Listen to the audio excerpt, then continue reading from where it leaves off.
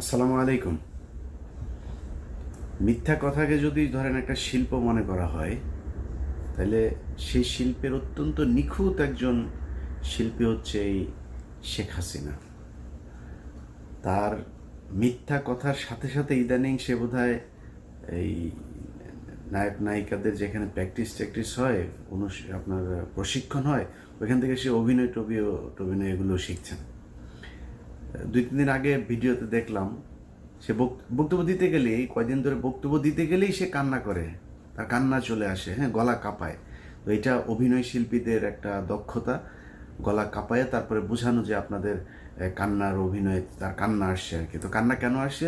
এই যে এতগুলো নিরীহ নিষ্পাপ মানুষ মরে গেল, নিরীহ নিষ্পাপ মানুষ কারা কারা, সে এই পর্যন্ত যাদের যাদের নাম বলেছে, তার মধ্যে ধরেন ওই পুলিশের লোকজন মারা গিয়েছে, তারপরে ছাত্রলীগের লোকজন মারা